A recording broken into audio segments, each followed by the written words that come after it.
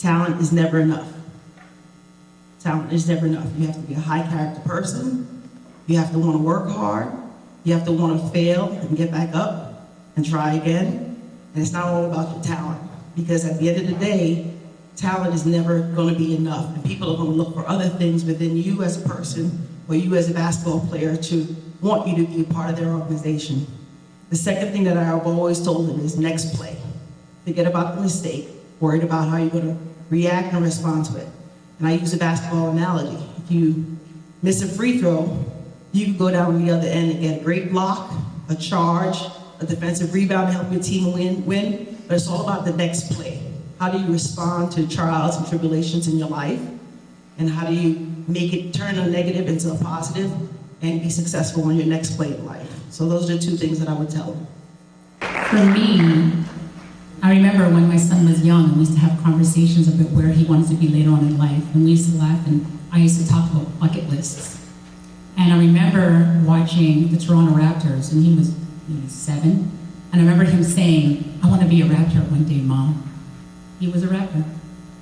So going full circle, and what was beautiful, because we're from Canada, so his journey took him overseas, getting the call to the NBA, bucket list checked.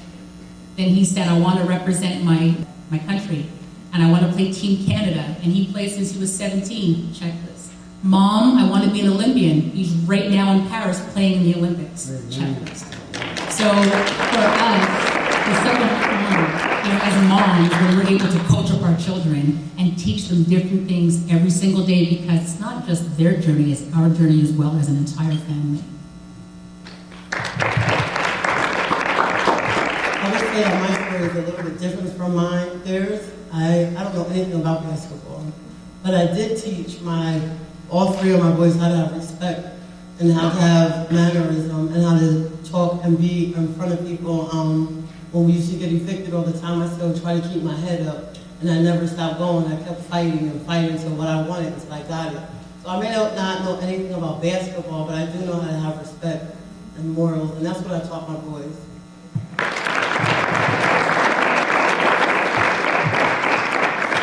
Keep going, never give up. And so when my children started playing sports, it wasn't something where they could just quit, when things got tough. You're going to keep going no matter what. If it was up to us at the time to pay for our children to go to college, and we're big on education, it's not if you're going to school, it's where you're going to school. For me, the only way is when you're down, you just pick yourself up and start over again. There's nothing else you can do. For me, the sky's the limit. So if you believe that you cannot, then you cannot. If you believe you can, you can. So for me, life is just that simple. So that record was not a very good record for me that year, just to say. So when he called me and told me to come to his office, I was like, damn, I'm about to get canned. So get to his office, and I walk in, and he says, we've decided to part ways with you as a head coach, and we're going to move in a different direction. I got up, walked right out. This was April of 2019. June 2019, well, first of all, being a coach, you're never around for your kids because you're raising other people's kids. You're traveling, you're recruiting. Like, I was never home. It took a village to help me raise my kids. So April comes, I get fired. I'm like, well, what do I do now? Who am I? I've been coaching for 24 years. That's all I know. I don't know what else to do. So my son's now going through this draft process, and for the first time that I could really remember, I was present in my son's life. I went to every workout with him. I was there for him on the highs and lows of the workouts. It was something that had to happen because God knew at that time I needed to be there for my son. I had done my work, served my purpose to the Lord. He said, now it's time for you to be there for your child, to help him through this process. My son gets drafted. I'm going to all his games. I'm in the stands cheering. They laugh at me because they know I travel all the time. I'm reclaiming my time right now. I go everywhere. Anywhere I could be, I go, because I gave up 24 years of being there for my children, not going to their games, their graduations, missing weddings with my families. I'm reclaiming my damn time, So I think that was God's way of telling me You need to be there for your son. You need to be present in your son's lives. You need to be there, and you've done what you needed to do, and now this time is for you and your kids. So I think that's how I handled the adversity. I didn't know what I was going to do. I had to turn the chapter of my life and say I'm no longer a basketball coach, which I'm not. I'm now running his foundation. I'm an executive director of his foundation, the Terrence Mann Complete Player Foundation. We help minority students get into prep schools and independent boarding schools with funding and knowledge of the process of getting into those schools. I am super excited I don't have a record anymore. I am super excited I don't have to worry about anybody else's kids other than my own. But I still do, on a daily basis, impact lives, really be a role model, and continue to do God's work, which is through my foundation right now. But I had to pick myself up out of the mud and really figure out what was next in my life. And God said, this is what you're going to do moving forward. So And that's what we do. I think it's a great thing. It warms my heart to help people. So this is only my second time speaking in front of people, but I feel like we're getting better and better at it. And this is really right here by my side. I honestly think about gratitude because honestly, whatever is going on in my life, it literally could be worse. You'd always chime in like, you shouldn't have done that, or we're here right now. It's like, what are we going to do in the moment, and what are we going to do moving forward? Forget blaming, forget looking back. Let's focus on right now and solving this thing. So if I can't figure it out, I get resourceful. I want to thank you, mothers, for being here, because what you've done for me tonight, you reinforced what I know to be true, and that is that a mother's love is the fuel that drives and powers success. How do you balance between being a mother to your son and letting him grow as an adult and learn some things on his own? I think right now what I do is let him call me. You know, I don't call him, but I know when he's calling me, that's my time to be mom. And all these things that are happening in their world, I have no idea what it's like. So you have to give them an opportunity to grow, to experience, and just pray and believe that you did a great job raising them and that they're going to continue to make great decisions, because that's all you could do. I think my prayer went up, and you know, I just had to just let him be a man and just pray to God that everything that I poured into him up until this point was enough for him to make the right decisions in this new world of his. And I remember talking to my son one day, and it could have been about anything. And he stopped me and he said, I'm grown. And I was like, no, you're not. How dare you? But it's true. He was in his 20s. And I was thinking to myself, okay, this is the opportunity for now, for me just to push back and just see what he's going to do. But before that, I let him know, okay, do you. Just letting you know that I'm here whenever you want to talk. And for years, he just wanted to prove to me that he can do whatever he was doing. But then I realized, he's really doing what I was saying he was doing. You know what I mean? What I was telling him and what I was coaching him to do. So they do listen, but as moms, we have to allow them the opportunity to grow on their own and us not telling them how to grow. So it took a minute, but now he calls me for advice. He called me the other day from Paris, asking me just random questions. Just want to talk. What do you think about this? What do you think about that? And at one point he wasn't, and that's because I was probably too pushy. Now I am so blessed for that opportunity when he calls and says, hey mom, you know, what do you think about how I played today? Whereas years ago, you know what I mean, I would give my opinion, well, I think you could have done this. And now he's like, what do you think about how well I did? Give me your honest opinion, because you know what, it means something to him now, years later. So this is how it is for me. There is no balance. I'm still learning. Give me a second, and I'm gonna let her say the real thing. When my son calls and he says whatever, I'm saying, my answer is, do you want me to solve it, or do you just want me to listen? And whichever one he chooses is what I do. And that's how we maintain the relationship. And so, so do you want me to solve it, or do you want me to listen? That's it. It's like playing double dutch. You know when you're playing double dutch and you're just on the side and the ropes are going, you got to find the right time to just jump in? That's what it's like being an NBA mom. You're sitting there on the sidelines always like, all right, is you ready for me yet? Okay, go.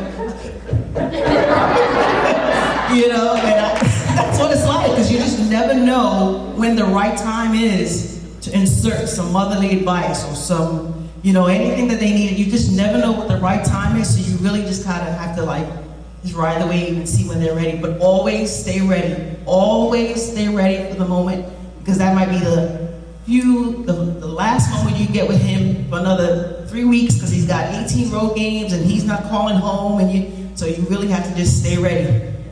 I'm always knocking on his door. I'm always going to keep calling. But sometimes I know my line, I know my position, and I play it. But when it comes to certain things, I just won't have it. How do you juggle being a mom to your other children?